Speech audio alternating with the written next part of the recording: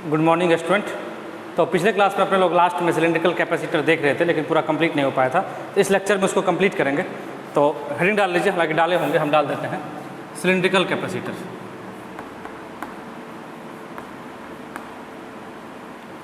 Cylindrical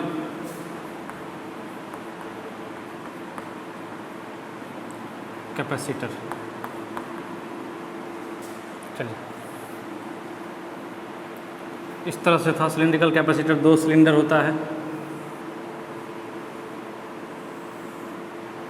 2 cylinder होता है।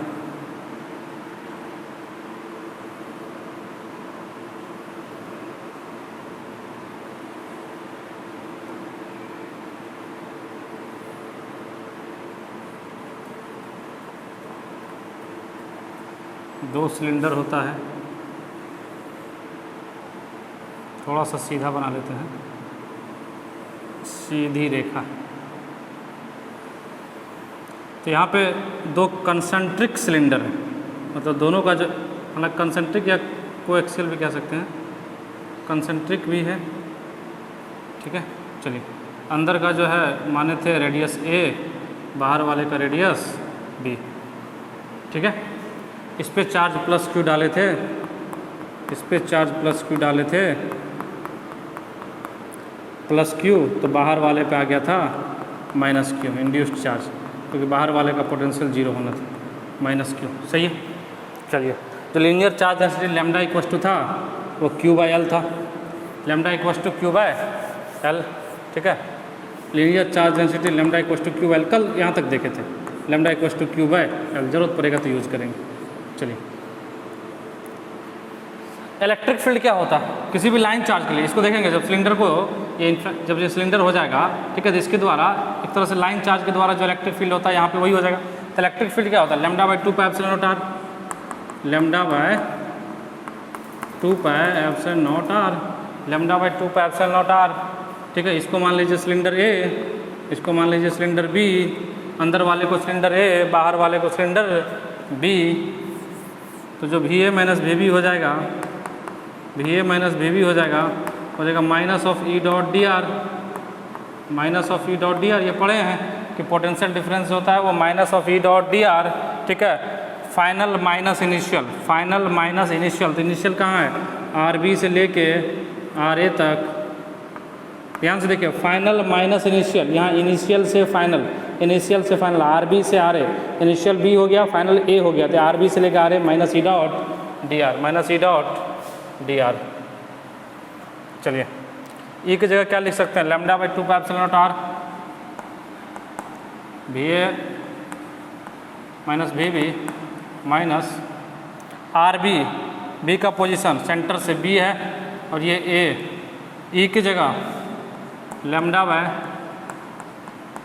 2 pi epsilon naught R D R. ध्यान दीजिएगा, ई और डी आर दोनों के बीच का एंगल 0 है, इसलिए ई डॉट डी आर में जो है कॉस, जो है कॉस 0 बन के 1 हो जाएगा, कॉस 0 जो है वो 1 बन जाएगा, क्योंकि देखिए इलेक्ट्रिक फील्ड का भी डायरेक्शन इधर ही होगा, इस चार्ज इलेक्ट्रिक फील्ड का भी डायरेक्शन इधर ही, और अपना जो आर है वो भी इधर ही है, ठीक है। तो चलिए, तो V A minus V B को डेल्टा वी बोल लेते हैं ना, बार बार क्या लिखेंगे, डेल्टा वी। चलिए, lambda by 2 pi epsilon common है, कांस्टेंट है, इसको कॉमन ले लेते हैं, lambda by 2 pi epsilon common ले लिए, डी आर बाई आर। जब माइनस को हटाएंगे यहाँ से तो लिमिट उल्टा हो जाएगा, मतलब ए से बी हो जाएगा। होता क्या ना कि जब लिमिट चेंज करते हैं ना डेफिनेट इंटीग्रेशन में, ठीक है, अगर लिमिट चेंज करते हैं, नीचे का ऊपर करते हैं, ऊपर का नीचे करते हैं, तो एक माइनस आ जाता है पीछे, तो एक माइनस ऑलरेडी था, एक माइनस लिमिट चेंज करने की वजह से आया, तो माइनस माइनस प्लस बन के उड़ गया, प्लस बन के उड़ गया। तो डेल्टा वी इक्वस टू क्या हो जाएगा, इधर लिख लेते हैं, इधर लिख लेते हैं, डेल्टा वी इक्वस टू क्या हो जाएगा, मतलब potential difference, lambda by 2 pi epsilon naught 1 by R या डी आर बाई आर, क्या होता है, L N R log R, कहाँ से कहाँ तक, ए से बी तक। तो लैम्डा बाई 2 पाई एप्सिलॉन, ये जो है L N B minus L N A, ये एक लॉग का प्रॉपर्टी जो होता है, log B minus log A, log B by log A. तो डेल्टा वी इक्वस टू क्या हो जाएगा, lambda by 2 pi epsilon naught ln b by a, ln b by a, ln b by a लिख लीजिए इसको। ये निकल गया आपका पोटेंशियल, ये निकल गया आपका पोटेंशियल डिफरेंस, दोनों के बीच का पोटेंशियल डिफरेंस। लैम्डा को क्या लिख सकते हैं, Q by L, Q by L आप लोग लिखे थे, लैम्डा को क्या लिख सकते हैं, Q बाय एल, तो Q by L 2 pi epsilon पहले से है ln b by a, ln b by a। ध्यान से देखिएगा, C इक्वल्स टू होता है Q बाय डेल्टा V। अपने लोग को क्या निकालना है, कैपेसिटेंस निकालना है, अपने लोग को क्या निकालना है, कैपेसिटेंस। तो C इक्वल्स टू होता है Q बाय डेल्टा V, तो डेल्टा V को इधर फेंकिए, डेल्टा V को इधर फेंकिए, तो ये पूरा का पूरा टर्म इधर आएगा। तो 2 pi epsilon naught L divided by ln b by a equals to Q by delta V, और Q बाय डेल्टा V किसके बराबर होता है, कैपेसिटेंस के बराबर। Q बाय डेल्टा V ही किसके बराबर होता है, कैपेसिटेंस के बराबर। तो C इक्वल्स टू क्या हो गया, 2 pi epsilon naught L ln b by a, ln b by a। तो capacitance of a cylindrical capacitor 2 pi epsilon naught L ln b by a, 2 pi epsilon naught L ln b by a। इसको लिख लीजिए, 2 pi epsilon naught ln b by a, capacitance इसको लिख लिया है ना, ठीक है। तो कैपेसिटेंस कितना हो गया, C equals to 2 pi epsilon naught L divided by ln b by a। जब ln को बदलेंगे ना लॉग में, तो 2.303 से मल्टीप्लाई करते हैं, 2.303 ln b बाय a। ये केमिस्ट्री में पढ़े होंगे आप लोग डिटेल में, ठीक है। 2.30 ln क्यों, लॉग, जब ln को लॉग में बदलेंगे तो 2.303 से मल्टीप्लाई करेंगे। जब ln को देखिए, ln का बेस जो होता है, जो अपना इंटीग्रेशन डिफरेंशिएशन होता है जिसमें लॉग आता है, तो उसका बेस e होता है। यहाँ पे बेस इसका e है, e एक कांस्टेंट है, मैथमेटिकल कांस्टेंट। तो जब इसको अपने लोग जब लॉग बेस 10 में लाएंगे, लॉग का मतलब क्या, बेस 10 है, यहाँ पे बेस 10 है, तो जब लॉग बेस 10 में लाएंगे तो इसका तरीका होता है 2.303 से मल्टीप्लाई कर दीजिए। ln वाले वैल्यू को 2.303 से जैसे मल्टीप्लाई करेंगे, ये लॉग बेस 10 में आ जाएगा। तो जिसको बेस 10 में पसंद है वो ये लिख लेंगे, 2.303 log base 10 b by a,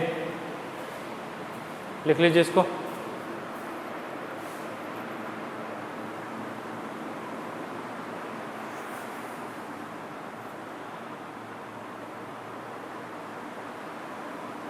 लिख लिया। तो ये हो गया आपका सिलिंड्रिकल कैपेसिटर।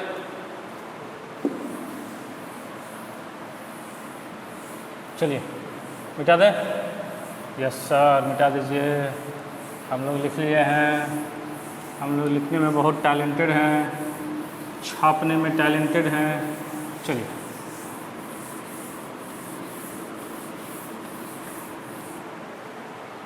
लिखेंगे question,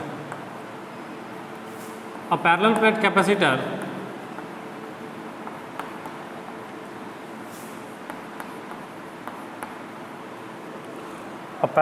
capacitor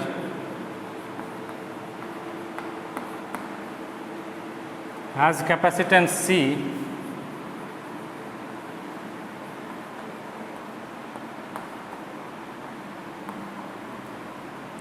capacitance C and charge on the plate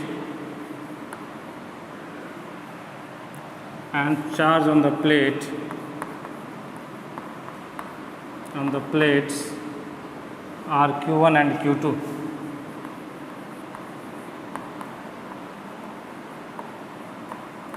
are Q1 and Q2.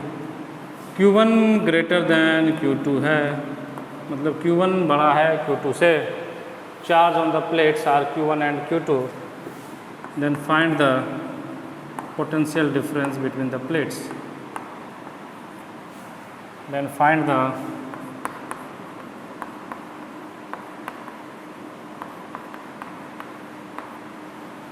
potential difference between the plates.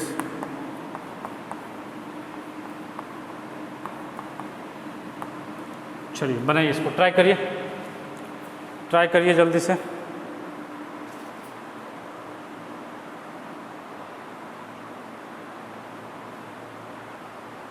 Try करिए। चलिए 5 सेकेंड में ट्राई करिए सभी लोग।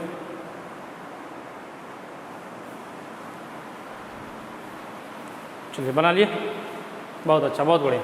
देखिए इस बार क्या है, चार्ज अलग अलग है। इस बार क्या हुआ है ना, चार्ज अलग अलग दे दिया गया, ये ज़बरदस्ती किया गया है, चार्ज अलग अलग दे दिया गया। ठीक है, Q1 Q2, ठीक है। चलिए बहुत अच्छा, बहुत बढ़िया।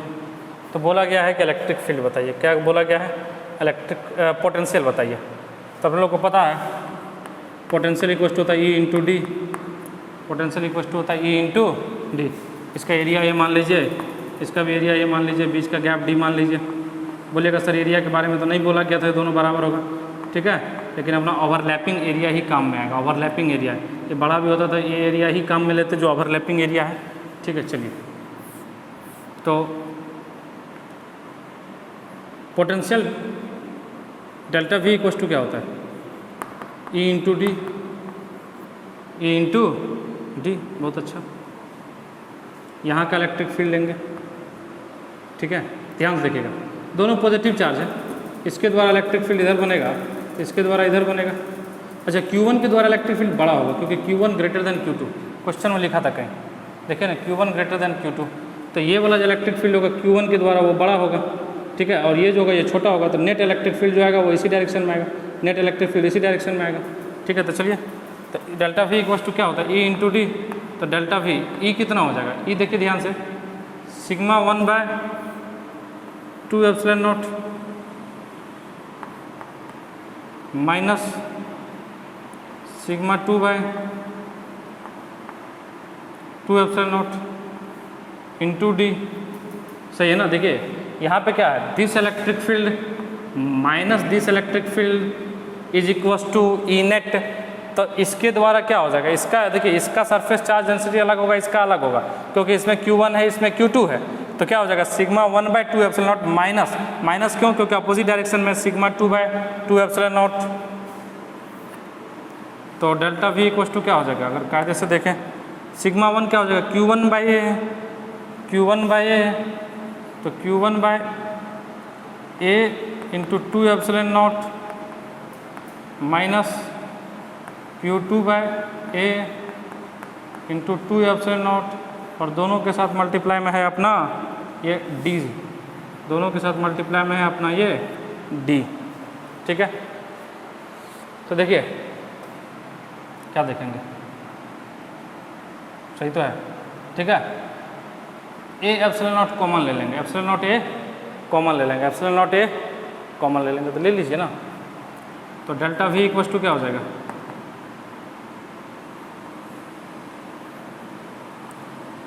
2 epsilon not A Q1 minus Q2। इस D को यहाँ नहीं, यहाँ चिपकाइए, इस D को यहाँ नहीं, यहाँ चिपकाइए, ठीक है। तब क्या होगा, ये एप्सिलॉन नॉट A/D जो है ना, ये C के बराबर हो जाएगा। ये किसके बराबर हो जाएगा, C के बराबर हो जाएगा। तो आंसर हो जाएगा डेल्टा, इधर मिटा दें, तो आंसर हो जाएगा delta V equal to 1/2C, 2C नहीं, 1/2C Q1 माइनस Q2। लिख लीजिए, लिख लीजिए ये आंसर, लिख लीजिए, फिर नेक्स्ट क्वेश्चन लिखेंगे।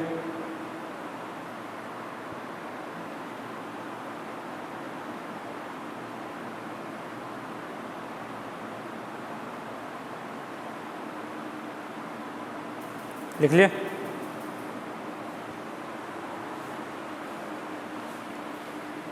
चलिए मिटा दें।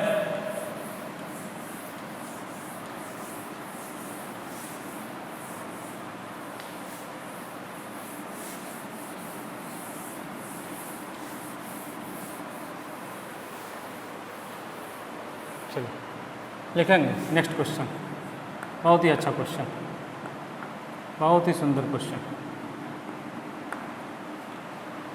If permittivity of dielectric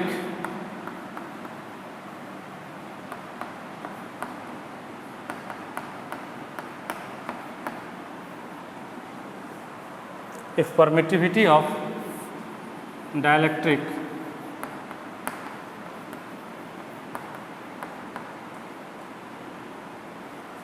permittivity of medium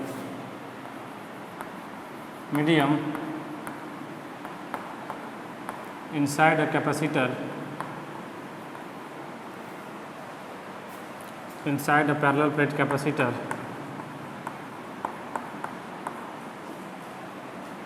inside a parallel plate capacitor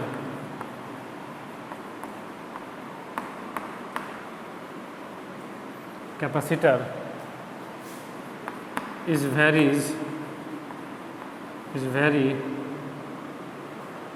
as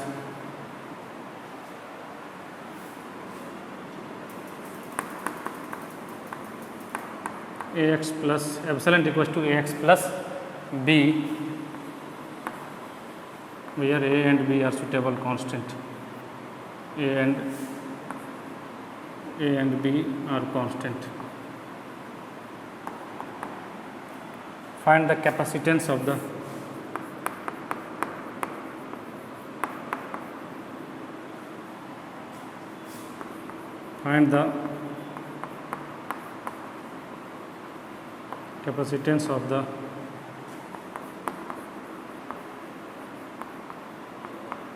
capacitor if separation of plate is d and area is a. If separation of plate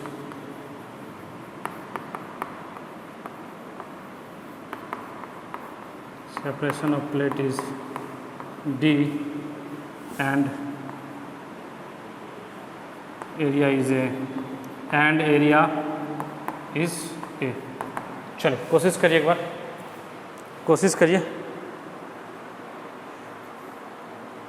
करिए क्या आता है आंसर। कोशिश तो करना पड़ेगा, करिए 5-10 सेकंड में ट्राई करिए।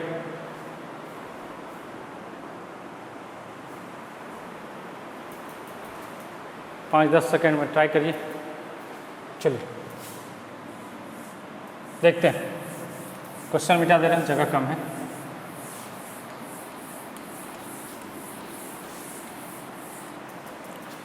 सॉल्यूशन समझिएगा इसको। बोला गया कि पैरेलल प्लेट कैपेसिटर है, पैरेलल प्लेट ही है, पैरेलल प्लेट कैपेसिटर है, दोनों के बीच का जो गैप है वो d है, और इसमें कोई मीडियम भरा हुआ है, मतलब कोई डाइलेक्ट्रिक भरा हुआ है, इस तरह से भरा हुआ, और x जो है वो इस डायरेक्शन में, x जो है वो इस डायरेक्शन में, ये क्वेश्चन में गिवन है। चलिए तो x डिस्टेंस पे आ जाते हैं, यहाँ से x डिस्टेंस पे आ जाते हैं, और एक पतला सा स्ट्रिप ले लेते हैं dx मोटाई का, एक पतला सा स्ट्रिप ले लेते हैं dx मोटाई का। x डिस्टेंस पे आके एक पतला सा स्ट्रिप ले लिए dx मोटाई का, x डिस्टेंस पे आके एक पतला सा स्ट्रिप ले लिए dx मोटाई का। सही है। अब क्या करेंगे, इसे dx का निकाल के, और इस तरह से अगर पतले पतले कई स्ट्रिप का निकाल के ऐड कर देंगे तो पूरे के पूरे का निकल जाएगा। अब देखिए इसके बगल में जो अगला छोटा सा पतला सा स्ट्रिप आएगा वो इसके साथ किस में होगा, सीरीज में होगा। तो यहाँ पे सीरीज कॉम्बिनेशन का फार्मूला लगाएंगे। तो सबसे पहले आप ये जांचिए कि जब मटेरियल होता था तो जो अपना कैपेसिटेंस होता था वो होता क्या था, इस छोटा सा कैपेसिटेंस, इसका छोटा सा कैपेसिटेंस, ठीक है, इसका छोटा सा कैपेसिटेंस क्या हो जाएगा, DC इक्वस टू एप्सिलॉन, देखिए होता क्या था, एप्सिलॉन नॉट इंटू के ए डिवाइडेड में होता था सेपरेशन, एप्सिलॉन नॉट इंटू के ए डिवाइडेड में होता था सेपरेशन। तो इस दोनों के बीच का सेपरेशन क्या है, dx, दोनों के बीच का सेपरेशन क्या है, dx, दोनों प्लेट के बीच का सेपरेशन क्या है, dx, ठीक है। एप्सिलॉन नॉट इंटू के ही होता है परमिटिविटी, एप्सिलॉन नॉट इंटू के ही होता है परमिटिविटी। तो DC इक्वल टू क्या होगा, epsilon A divided by dx, epsilon A divided by dx। समझिएगा फिर से ध्यान से, ये एक पतला सा कैपेसिटर यहाँ पे ड्रॉ कर लिए, एक पतला सा कैपेसिटर यहाँ पे एलिमेंट्री कैपेसिटर बना लिए। ये दोनों प्लेट के बीच का गैप कितना लिए हैं, dx लिए हैं, dx लिए हैं, तो क्या हो जाएगा dc इक्वल टू छोटा सा कैपेसिटेंस, इसका जो इस छोटे से इस पतले से कैपेसिटर का जो कैपेसिटेंस हो जाएगा वो छोटा होगा, तो इसको मान लिया dc equal to epsilon naught k a by dx होता है। ये बताया था जब परमिटिविटी, जब अंदर में कुछ मटेरियल डाला हो तो एप्सिलॉन नॉट के साथ मल्टीप्लाई में k आता है। अच्छा, एप्सिलॉन नॉट इंटू k ही होता है परमिटिविटी एप्सिलॉन, तो epsilon into a divided by dx। ठीक है, अब पूरे के लिए क्या हो जाएगा, पूरे के लिए 1/c equal to integration of 1/dc, integration of 1/dc। देखिए ये 1/c क्यों किया, कई लोग के मन में आएगा सर ये 1/c क्यों किया। देखिए इसके बगल में जो अगला एलिमेंट्री स्ट्रिप आएगा वो इसके साथ सीरीज में आएगा, फिर उसका अगला जो आएगा वो सीरीज में आएगा, और सीरीज कॉम्बिनेशन का जो फॉर्मूला होता है 1/c equivalent equal to 1/c1 plus 1/c2 plus 1/c3। तो ये इंटीग्रेशन का मतलब क्या है 1/dc का, मतलब 1/c1 प्लस 1/c2, इस तरह से इन्फिनाइट छोटे छोटे एलिमेंट का समेशन को ही तो इंटीग्रेशन बोलते हैं। तो चलिए, तो 1/c equal to 1/dc, dc का वैल्यू रख दीजिए तो हो जाएगा 1/एप्सिलॉन a इंटू dx, और dx हो गया तब लिमिट डालना आसान हो गया। देखिए ना x इस डायरेक्शन में है, तो जब इस प्लेट पाएंगे तो x इक्वल टू अपना 0 होगा, और जब इस प्लेट पर आ जाएंगे तो x इक्वल टू d हो जाएगा, तो x इक्वल टू 0 से लेकर x इक्वल टू d तक। ठीक है, तो 1/c इक्वल टू 0 से लेकर d तक 1/एप्सिलॉन a क्या था, एप्सिलॉन क्या था देखिए ना ax प्लस, कहीं कुछ छूट भी रहा है क्या, नहीं छूट रहा। ठीक है, एप्सिलॉन क्या था ax plus b into a dx 0 से लेके d तक। चलिए a तो बाहर हो जाएगा, तो 1/c equal to 1/a, ax plus b या इंटीग्रेशन 0 से d dx divided by ax plus b, ax plus b का इंटीग्रेशन हो जाएगा, इधर मिटा दे क्या, तो यहाँ तक लिखिए, इधर लिखेंगे, यहाँ तक लिखिए, यहाँ तक लिखिए, लिख लिए। चलिए,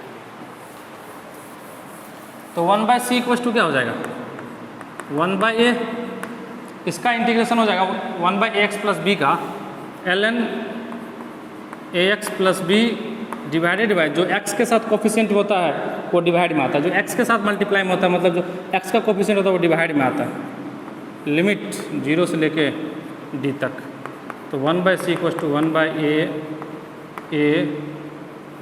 सबसे पहले रखेंगे d, तो d रखेंगे तो हो जाएगा ln ad plus b, minus जब रखेंगे 0 तो हो जाएगा ln b, तो 1/c इक्वल टू हो जाएगा 1/a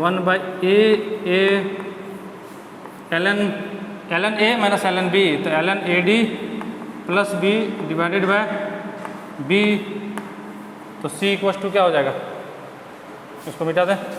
चलिए, तो इस कदर c इक्वल टू क्या हो जाएगा a into a 1/ln ad plus b divided by b, ये हो जाएगा आंसर, c इक्विवेलेंट निकल गया। चलिए लिख लीजिए जल्दी से, फिर आगे बढ़ेंगे, लिख लीजिए जल्दी से, फिर आगे बढ़ेंगे।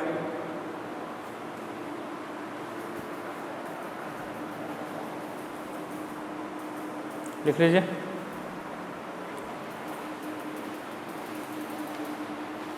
लिख लिया। चलिए,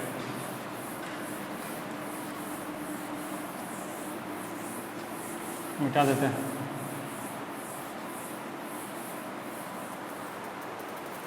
हेडिंग डालेंगे इफेक्ट ऑफ डाइलेक्ट्रिक।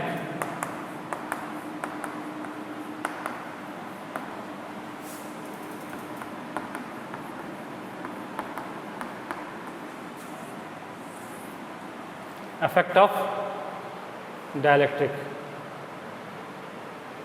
चलिए देखते हैं कि डाइलेक्ट्रिक डालने से किसी कैपेसिटर में उसके कौन कौन से पैरामीटर बदलते हैं। किसी कैपेसिटर के अंदर डाइलेक्ट्रिक जब हम ठूस ठूस के भर देंगे तो उसके कौन कौन से पैरामीटर बदलते हैं, तो उसी को देखना, effect of dielectric. Let Q0 C0 V naught E naught and U naught is the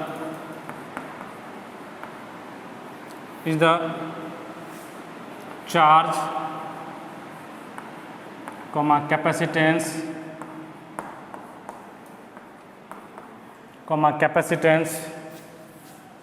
potential,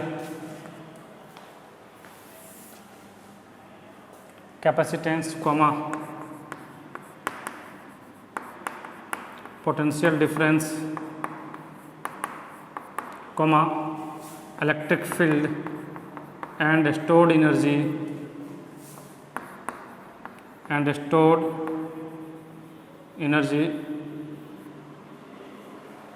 before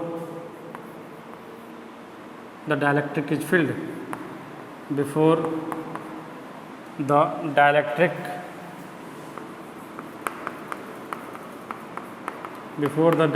is filled,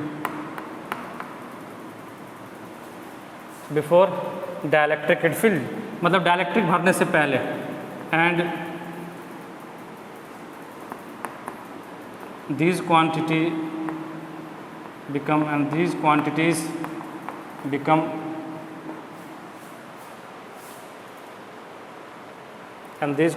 become Q, C, V, E and U after dielectric is filled.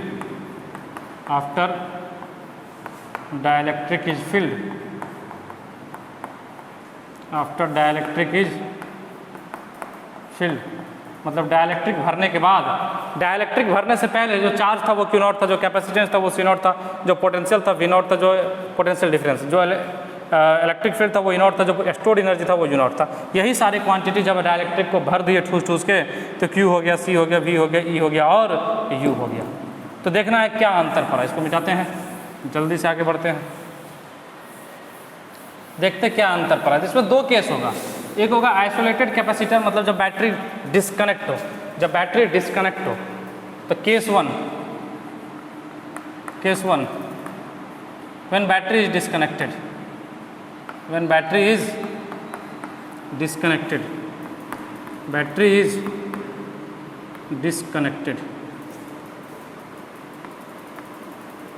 Disconnected मतलब isolated capacitor, मतलब इस तरह से था, इसको आपने charge कर दिया, चार्ज Q नॉट तक, पोटेंशियल V नॉट तक, पोटेंशियल V नॉट तक, कैपेसिटेंस इसका C नॉट है, और फिर क्या किया आपने, इसके अंदर बैटरी को हटा दिया और फिर डायरेक्ट्रिक ठूस के भरा। नहीं समझे, आपके पास कैपेसिटर है, इसको आपने चार्ज कर दिया, charge Q not, potential V not, ठीक है, इसको चार्ज कर दिया। अब इसको क्या किया, बैटरी का वायर जो खोल दिया, अब इसके अंदर हम डायलैक्ट्रिक को लाए पकड़ के इसमें ठूस दिए, तो सबसे पहले देखिए बैटरी तो खोला हुआ है, तो इसमें अगर हम कुछ ठूसेंगे भी तो जो चार्ज पहले था वही चार्ज बाद में होगा, तो चार्ज नंबर 1, चार्ज जो Q होगा वो Q नॉट के बराबर हो जाएगा, क्योंकि बैटरी तो डिस्कनेक्टेड है। समझिए बात को, बैटरी तो लगा हुआ नहीं है ना, तो जो चार्ज पहले था वही चार्ज बाद में भी होगा, क्योंकि बैटरी तो यहाँ है नहीं लगा हुआ कि ज़्यादा चार्ज हो जाएगा। तो Q = Q नॉट मतलब कांस्टेंट, ये क्या हो गया, कांस्टेंट, रिमेंस कांस्टेंट, ये क्या हो गया, रिमेंस कांस्टेंट, मतलब इसमें कोई परिवर्तन नहीं है, नंबर 2 में क्या था, चार्ज के बाद पोटेंशियल देख लेते हैं, पोटेंशियल, ठीक है। अच्छा कैपेसिटेंस देख लेते हैं पहले, पोटेंशियल से पहले कैपेसिटेंस देख लेते हैं। तो C नॉट बराबर क्या होता, epsilon not A/D, C not बराबर क्या होगा, एप्सिलॉन नॉट A/D। अगर सेपरेशन D है और एरिया A है तो क्या हो जाएगा, एप्सिलॉन नॉट A/D। तो C = क्या हो जाएगा, आप ही बताइए ना, C = क्या हो जाएगा, एप्सिलॉन नॉट KA, जहाँ पे K डायलैक्ट्रिक कांस्टेंट है, डिवाइडेड बाय D, ये K क्या है, डायलैक्ट्रिक कांस्टेंट है। तो C = क्या लिख सकते हैं, एप्सिलॉन नॉट A/D, इसके बराबर क्या लिख सकते हैं, C नॉट को लिख सकते हैं, ये क्या हो गया, KC नॉट। तो C क्या हो गया, इंक्रीजेज बाय K टाइम्स, के जो है यहाँ डाइलेक्ट्रिक कांस्टेंट है, के जो है यहाँ वो डाइलेक्ट्रिक कांस्टेंट है। अब आ जाते हैं पोटेंशियल पे। Number 3 V naught, V naught बराबर क्या हो जाएगा Q naught by C naught. अरे बोलिए वी नॉट इक्वल टू क्या हो जाएगा Q naught by C naught. V equal to क्या हो जाएगा Q by C, Q by C. तो चार्ज में तो कोई परिवर्तन हुआ नहीं, तो क्यू नॉट और क्यू बराबर है, तो क्यू नॉट और सी कितना हो गया, सी हो गया के सी नॉट के बराबर, के C naught, K C naught. तो वी इक्वल टू कितना हो गया, लेकिन Q naught by C naught को क्या लिख सकते हैं वी नॉट, तो वी नॉट बाई के। तो पोटेंशियल क्या हो गया decreases by K times, decreases ये क्या हो गया डिक्रीज कर गया, ये क्या हो गया डिक्रीज कर गया के टाइम से। नंबर 4 डिक्रीज कर गया के टाइम से, ठीक है। Number 4 electric field, electric field E बराबर क्या होता है V by D, V naught, तो ई नॉट बराबर क्या हो जाएगा V naught by D, E बराबर क्या हो जाएगा वी बाई डी। वी को क्या लिख सकते हैं वी नॉट बाई के, तो वी नॉट बाई के इंटू डी, और वी नॉट बाई डी को क्या लिख सकते हैं ई नॉट, तो ई इक्वल टू क्या हो जाएगा ई नॉट बाय के। तो ये भी क्या हो गया डिक्रीज हो गया के टाइम्स, ये भी क्या हो गया डिक्रीज हो गया के टाइम से, ये भी क्या हो गया डिक्रीज हो गया के टाइम से। लिखिए फिर स्टोर्ड एनर्जी देखेंगे, एक और बचा है, लिखिए इसको, लिख लिए।